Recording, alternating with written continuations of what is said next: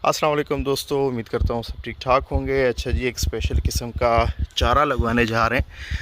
सोचे सबकी तफसील आप लोगों के साथ भी शेयर कर लें। रैबिट्स के लिए हम पहली बार में ये ट्राई करेंगे। सबसे पहले हमने इसका चारा थोड़ा बहुत इस्तेमाल करवाया, यानी कि रैबिट खाते हैं, शौक़ से खाते हैं रैबिट, और मीठा चारा है। और इसके भी हमने कलमें मंगवाई हैं और ये कलमें हम इस्तेमाल करवाएंगे, यानी कि यहाँ पे ज़मीन तैयार की हुई है, वहाँ पे इसको लगाने का प्रोग्राम है।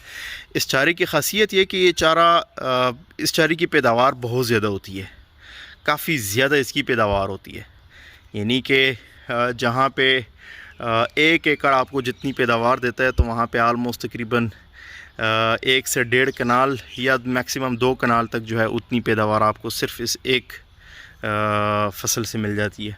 और ये है भी पेरेनियल है, यानी कि तकरीबन सारा साल जो है ये आपको पैदावार दे देता है, सदाबहार है और ओवरऑल रिज़ल्ट भी अच्छा है। तो ये जी हम कलमों को भिगो रहे हैं 2-3 घंटों के लिए, और फिर इंशाल्लाह इसको ट्रांसफ़र करेंगे खेत की तरफ, फिर खेत में लगाया जाएगा।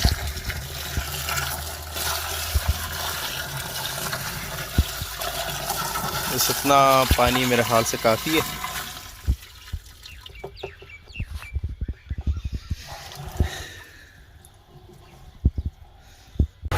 ये जी क्यारियाँ बनाई जा रही हैं सुपर नेपियर के लिए, और ये देखें ज़मीन में पहले ही अच्छी खासी नमी है, नीचे ठीक ठाक नमी मौजूद है। तो उम्मीद है इंशाल्लाह यहाँ पे अच्छा रिज़ल्ट मिलेगा।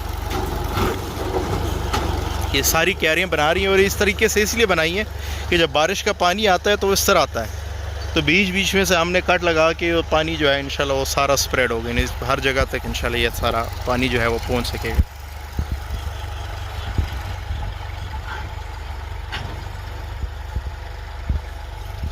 जो ज़मीन है वो तैयार कर ली हुई है। ज़मीन तैयार करने के बाद जो है ये क्यारियों के बीच हमने पानी लगाना शुरू कर दिया हुआ है, और ये पानी लगने के बाद इंशाल्लाह फिर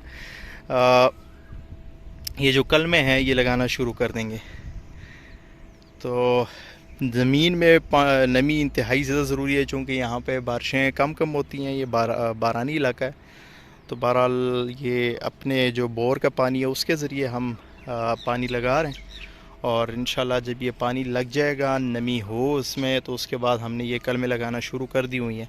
आर्जी तौर पे ये कुछ कलमें इस तरफ लगी हुई हैं, लेकिन ये सारा जब इंशाल्लाह पूरा होगा तो फिर दिखाया जाएगा, उसका जो भी रिज़ल्ट होगा आप दूसरों से शेयर किया जाएगा इंशाल्लाह। तो ये जी ये सारी कलमें हमारी लग चुकी हैं, और कलमें लगा दी हुई हैं हमने 45 डिग्री के एंगल में, 45 डिग्री के एंगल में। और इसके जिस तरह बताया गया था कि 2 बर्ड्स होते हैं, जिस तरह ये कलम है, इसका एक बर्ड ये है और एक बर्ड ये है।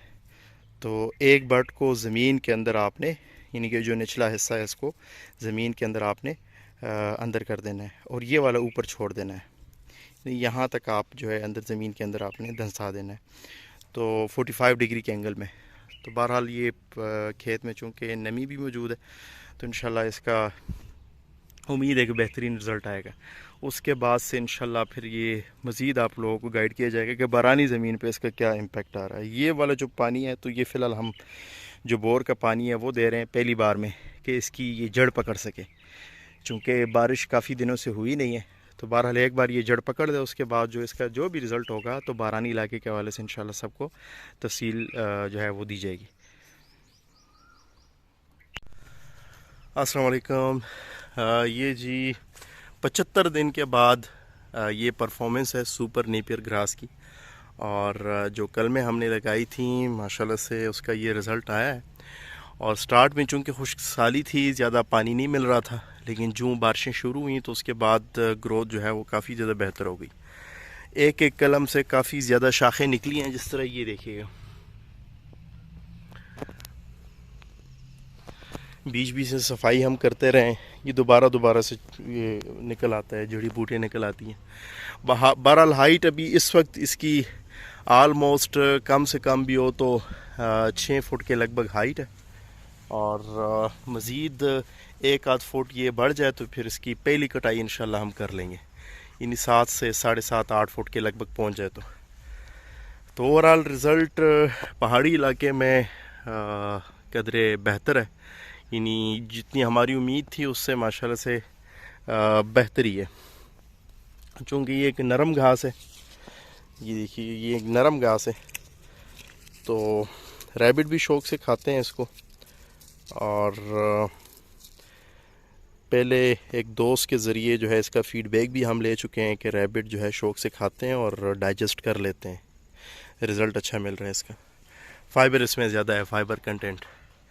ये साथ में जी रैबिट का मैन्योर मेनिया, और ये हम इसलिए जमा करते हैं कि अपने खेतों में फिर इसको इस्तेमाल कर सकें।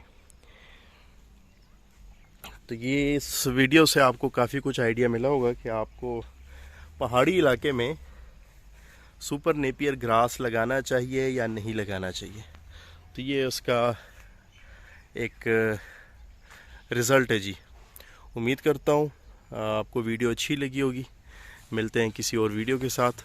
ढेर सारा ख्याल रखिएगा। अल्लाह हाफिज़।